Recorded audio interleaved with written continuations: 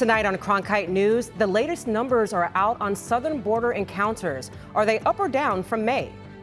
Plus, there is a teacher shortage across the state. What school districts are doing to solve the problem? And a local fighter is making noise nationwide. Learn how he caught the eye of the UFC. Good evening and welcome to Cronkite News. I'm Crystal Stone. And I'm John Kuzi. Thank you for joining us. Another record-breaking day of temperatures here in the valley.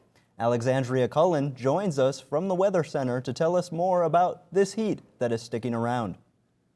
Now, starting out today, looking at our highs, we saw 116 in Tempe, that 117 in Phoenix specifically. Now, up in Cave Creek, we saw the coolest temperature in the valley, 111.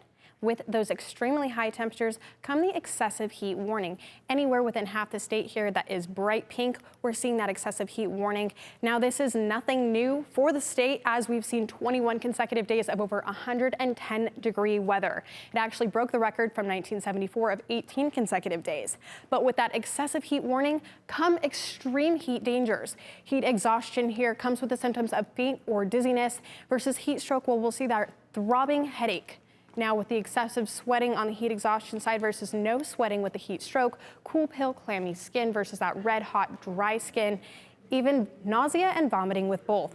Now you'll see with the heat exhaustion that rapid weak pulse versus a rapid strong pulse with the heat stroke, even into the muscle cramps or losing consciousness. Now with the heat exhaustion, get to a cool air conditioned place, drink plenty of water and take a cool shower or use a cool compress. With that heat stroke, you'll see you need to call 911. Stay tuned for a little bit later. Well, I'll go over the full forecast and what you'll see this weekend with our temperatures. From the Cronkite Weather Center, I'm Alexandria Cullen. The scorching heat may also be impacting numbers of migrants traveling to the U.S. southern border. New numbers from the U.S. Customs and Border Protection show encounters at the border plummeting in the last month. Since the COVID-era Title 42 program ended in May, there was fear that border encounters would go up. But CBP reports that the total Southwest border encounters for June were 144,607. That's a 30% decrease from May and the lowest monthly numbers since February 2021. Still, at least one organization that works with asylum seekers says they aren't seeing a slowdown. Casa Alitas, a shelter for asylum seekers in southern Arizona, say they're actually seeing more people who need their services, which has them worried. The challenge here, though, is this is our summer months, and typically for the last 7 years that I've been doing this work here, these summer months are where we see the numbers decline entirely. So what that means is we should be seeing much, much fewer numbers coming through our area right now because of the heat and so forth, and we've actually just seeing a consistent high number of people coming through. According to Customs and Border Patrol, encounters for Tucson sector were up 14.5% for June, but the Yuma sector encounters dropped almost 60%. It's time for back-to-school shopping. While for you, that may mean shopping for clothes and school supplies. For superintendents around the state, it means shopping for teachers. But getting someone to come teach in Arizona continues to be a hard sell, as Isabel Garcia reports from our Washington Bureau.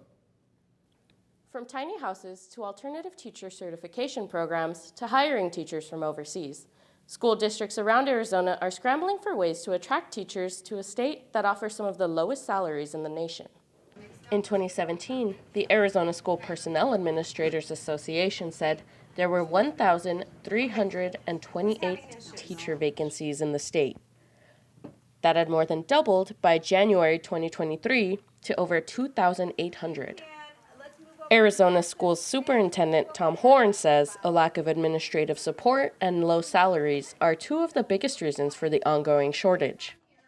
The surrounding states are paying more than we are, and we lose good teachers in the surrounding states. We can't afford to keep doing that. Then you have anarchy in the classroom, and the working conditions are terrible. And if I were a teacher, I would leave the profession if I were faced with that. Arizona ranked last in the country in 2022 on elementary school teacher pay, with salaries averaging around $50,000. Compare that to neighboring states that start at $57,000 and go up to more than $80,000 in California. That has forced school districts to get creative. In Chino Valley, for example, The school district is building 10 tiny houses like these in hopes of attracting teachers with low rents. Beth Lewis thinks there's a better solution. Just increase teacher pay. She finds gimmicks like tiny houses offensive. I don't know. I think it shows where we've come as a society, and especially in Arizona, like how much we're scraping the bottom of the barrel. Even though Beth Lewis may not like it, the tiny houses are on track. Chino Valley Superintendent John Scholl told me the houses are set to be completed in the next week or so. In Washington, Isabel Garcia, Cronkite News. Well, a lot of students here in the Valley went back to school this week. The season brings excitement for kids, but can be a stressful time for parents who are struggling to cover the cost. In fact, there are over 1,700 federally funded Title I schools in Arizona. Each serves a high percentage of students who are lower income. Reporter Ariana Ariza went to a back-to-school event supporting a Title I school district in Phoenix and says the event provided for over 1,600 people. According to a recent survey, parents expected to spend an average of $597 per child in back-to-school costs. That's one reason the Isaac School District partnered with United Healthcare to help alleviate some of the back-to-school stress. Parents and students make their way into Isaac Middle School receiving free school supplies essential for the school year. Students pick a colorful backpack of their choice full of school supplies such as notebooks, pens, and markers. To give out 1,000 backpacks to kids means parents and families don't have to go out and buy those back to school supplies. And then number two, we've brought in a ton of different community organizations here so they can get a one-stop shop to get a whole bunch of their medical screenings and behavioral health screenings done all in one place. In 8 different rooms, students and parents received everything from immunizations, haircuts, and even eye screenings. Families lined up early for the event, which was staffed by community partners, such as nursing students from Creighton University, the Phoenix Fire Department, and local businesses. Jean Kaubacker is the CEO of United Healthcare. She says the free services go beyond just getting ready for school. We know health equity is really a challenge in some of our communities, and health equity is really about people not having access to a lot of those social determinants of health. Lily Mesa Lema is the Director of Curriculum and Instruction for Isaac School District, and she says health plays an important role in a child's education. Having the importance of academics in the forefront, ensuring that families and students have those essential elements so that they can come to school and learn. Booths offered families other resources and face painting for kids. Miguel Suarez was here with his wife and 2 daughters. He says the free health care really helps. We've been struggling a little bit, but it means a lot because being a provider in one place and having all the services in one place, so it means a lot. This was the 17th year of the program. New this year, each family went home with a bag of groceries full of fruits and vegetables. They also offered mental health screenings. In the newsroom, Ariana Ariza, Cronkite News. Coming up next, from Pennsylvania to Arizona, 2 sisters came to the Valley to pursue wrestling. Find out why and how they're managing to compete with no collegiate programs in the area.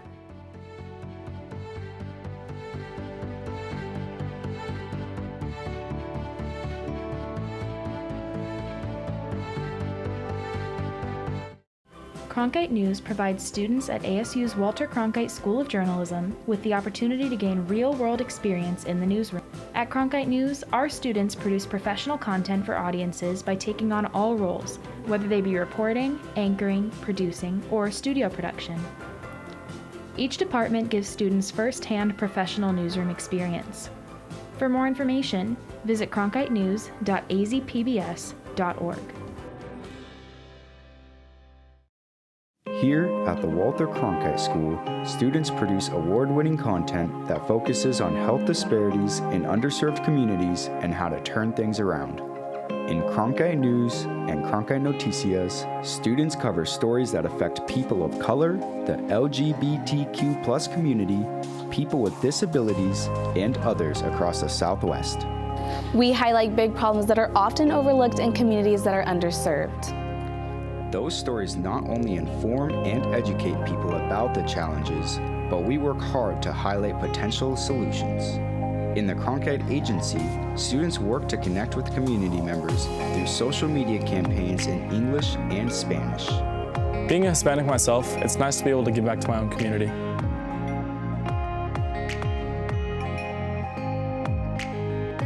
Find more of our health coverage at cronkitenews.azpbs.org.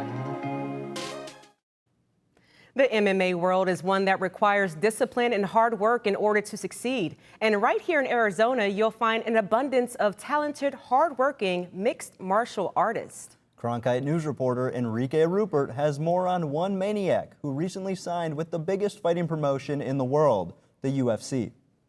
That's right. The MMA Lab is home to some of the very best mixed martial artists in the world. Marcus the Maniac McGhee has lived and fought in Arizona for most of his life, coming up on one of its local promotions, Rough MMA, and collecting a highlight reel that attracted the UFC. Your winner by TKO by way of strikes, Marcus the Maniac McGhee. At this point, being declared the winner is nothing new to Marcus the Maniac McGhee.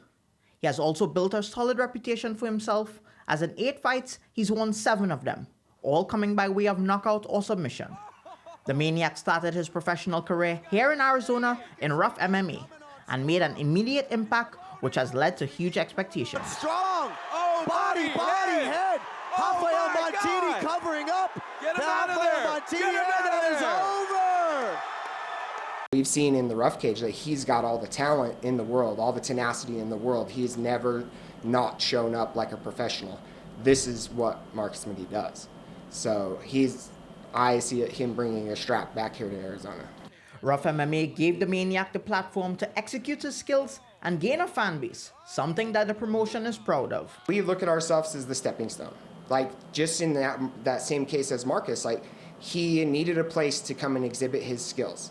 And he needed to collect a highlight reel, and he needed to get the experience that it takes to go on and be a professional in this sport.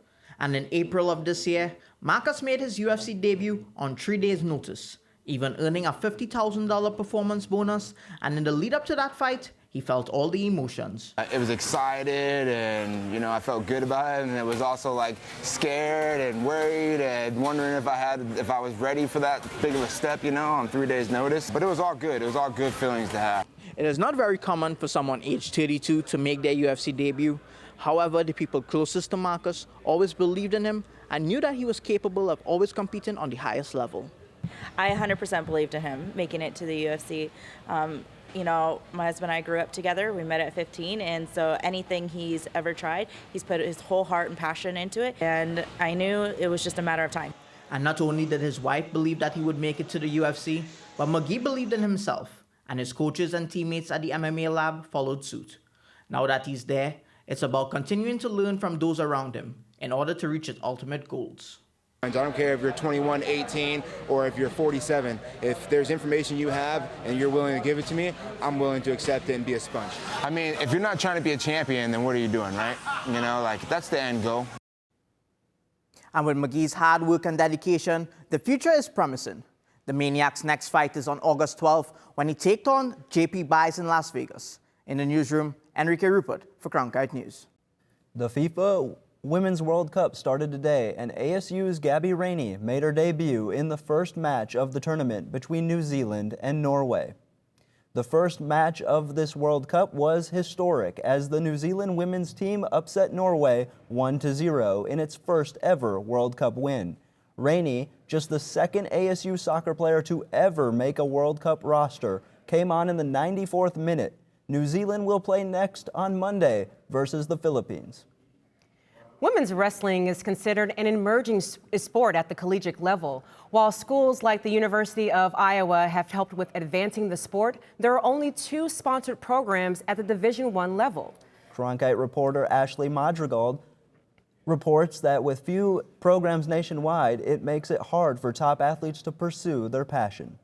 Student athletes often grapple with where to pursue their sport at the college level. For sisters Kennedy and Karina Blades, two of the nation's top female wrestler prospects, that decision was no different. One of the main things that me and my sister wanted to look for was a coach that we trusted and believe in, because we have very big dreams such as 2024 Olympics. The sisters are pursuing their dreams in Tempe under the tutelage of Sun-Kissed Kids Wrestling Club head coach Mark Perry.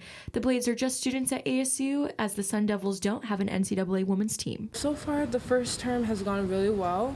All of us made the dean's list, which is awesome. The Blade sisters originally started in Brazilian Jiu-Jitsu before falling for wrestling when they met Israel Martinez and his family. Martinez family, we love them, and we're so grateful to have had them in our lives at a young age, because they all of four of them, they have helped develop us and get us where we are. Izzy and Perry, the Blades' current coach, were roommates and best friends in college. Perry said the relationship was a big factor in getting the sister act to Tempe. I've kind of known about the Blades and had connections with them for a long time through Izzy. And so it wasn't that hard of a process, but obviously, everybody that is in the wrestling world wanted to get the Blade sisters here. Karina is currently rehabbing a shoulder injury, while Kennedy recently secured a monumental victory in the 2023 Ibrahim Mustafa tournament in Egypt, where she placed first in the senior division. Recently, I went to Egypt and I won my first ranking tournament, which was a pretty big deal because that puts me in the rankings for international women's 76 kilos. Perry says that Kennedy's drive and skill set are uncommon for women wrestlers. With Kennedy, she's been, we just competed obviously in one of the toughest international tournaments that I've been a part of in the last 5-6 years. And I don't know how to really explain talent-wise, but just her physical gifts of being able to explode in her speed and power for a weight that is the heavyweight. Meanwhile, with Karina still on the mend, Perry wants to prioritize a healthy return to the mat. She's so gifted and so smooth that as long as she's healthy and happy, I know she'll be able to perform at a high level. For this freshman pair, it's only the beginning at Arizona State and Sun-Kissed Kids. Recently, the sisters just competed in the World Trials, and Kennedy sealed her spot on the U20 team. Kennedy says she's determined to go far, and Karina says she will not let this shoulder injury take away her chance at winning gold. In Tempe, Ashley Madrigal, Cronkite News. Coming up next, a powerful tornado rips a path of destruction 12 miles long. And it was so strong it badly damaged a massive plant that makes medicines commonly used in hospitals across the U.S., leading some to fear there could be a shortage. Find out which medicines could be affected next. And back here in the valley, we all know just how hot it has been. How long will the record temperatures last? Stay tuned for a look at our weekend forecast.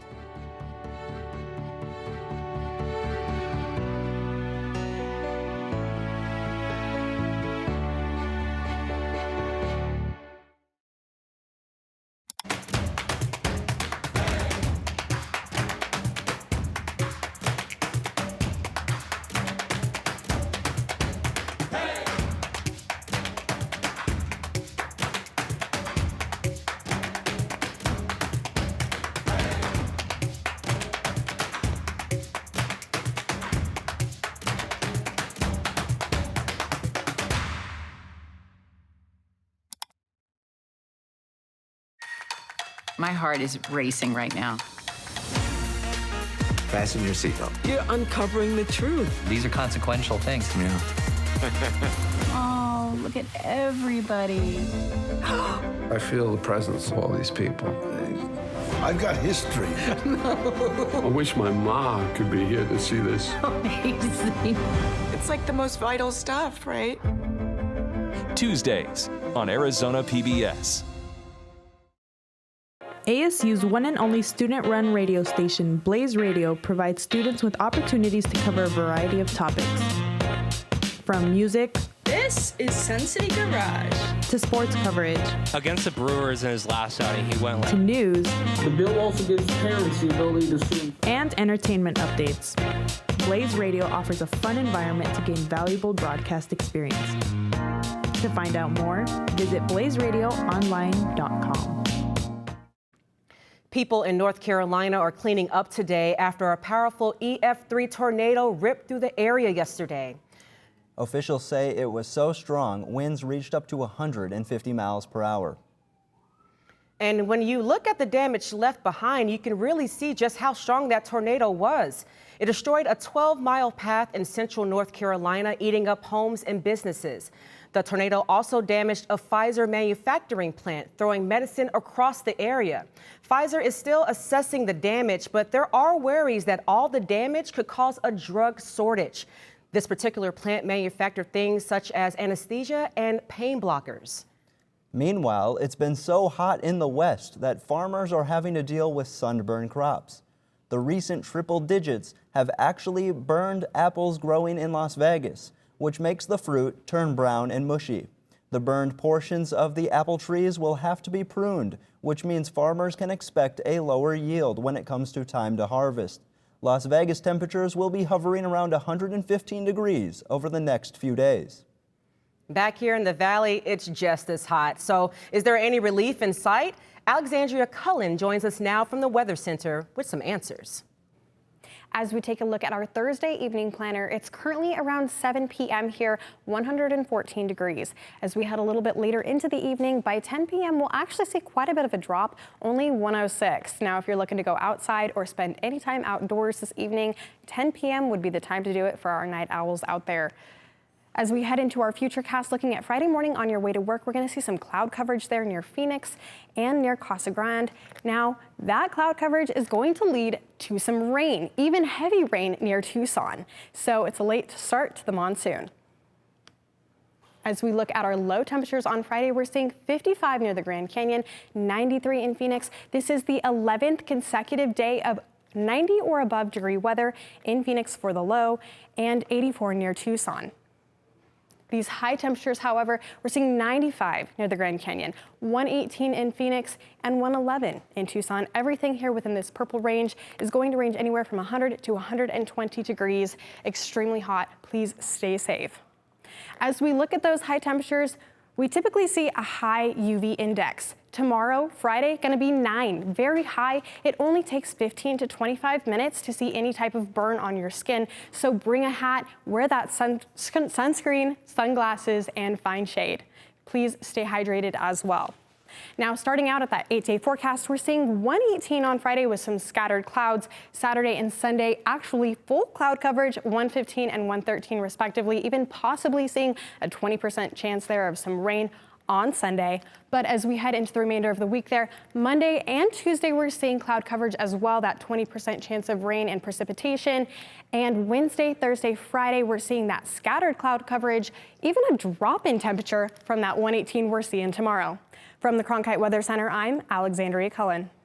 Home sales are down across the U.S., causing the national median sales price to fall on a regular basis, making it now the 5th month in a row.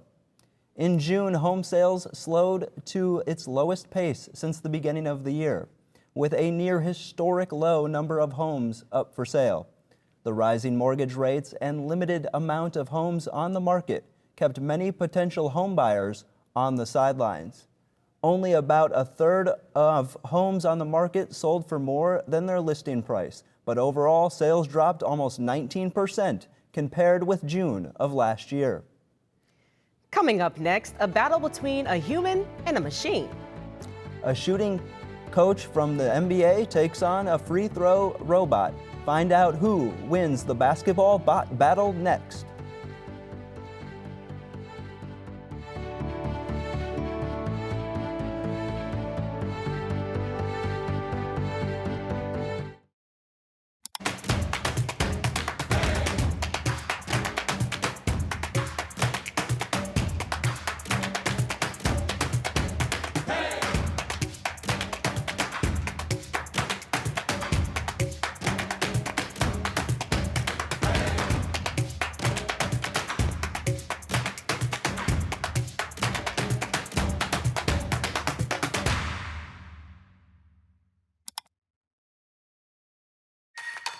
My heart is racing right now. Fasten your seatbelt. You're uncovering the truth. These are consequential things. Yeah. Oh, look at everybody.